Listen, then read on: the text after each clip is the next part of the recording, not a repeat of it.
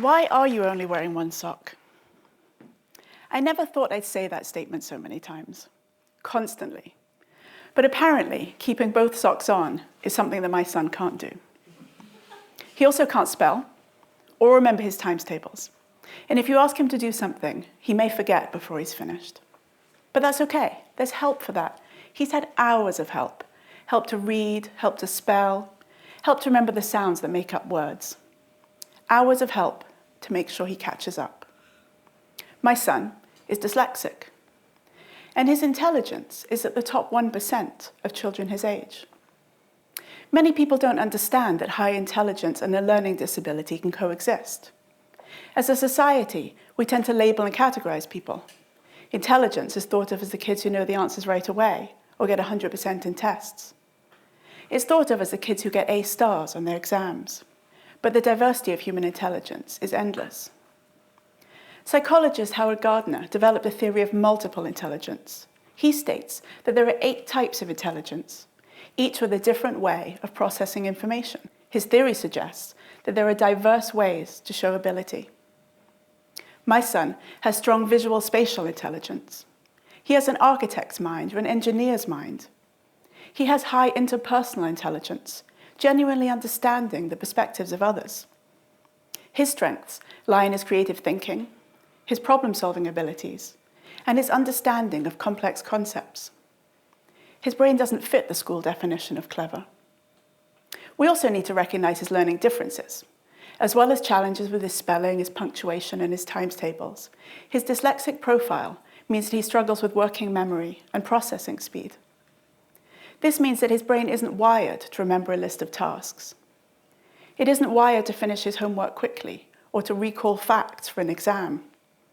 It isn't wired to remember that second sock.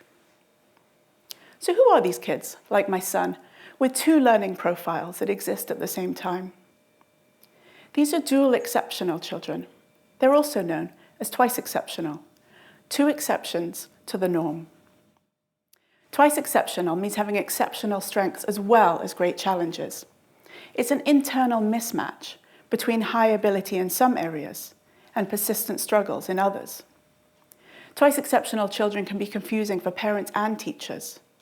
Their development is uneven and can't be measured in the same way as other children. Imagine a 10-year-old girl. She's in year 6. Her handwriting is like that of a much younger child, but she's reading at teenage level. She writes essays more like a 6-year-old, but can hold deep conversations with adults.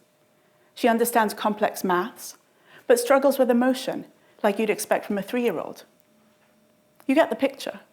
The development of twice exceptional children is out of sync. And here's the problem. When we don't understand this contradictory profile and its unique set of needs, we only focus on what these children don't do well. We think they can't do the work and put them in the bottom set. We think they're not paying attention or they just don't care about school. We celebrate when they're mediocre.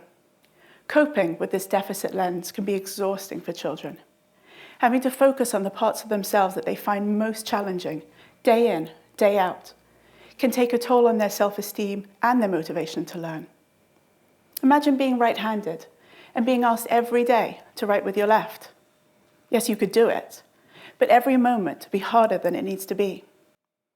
Imagine being seen for the tasks that you find the most challenging, 6 hours a day, for 14 years.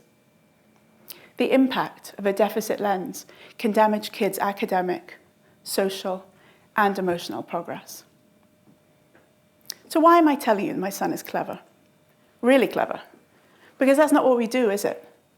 That's not something we're supposed to say out loud. I'm telling you because this is how we move away from a deficit model of disability. We recognize what kids like my son can do. When we pay attention to the strengths and interests of twice exceptional children, they develop a positive image of who they are and who they can become.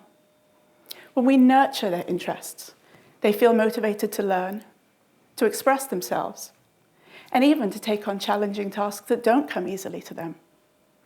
They start to understand themselves. They feel like they belong.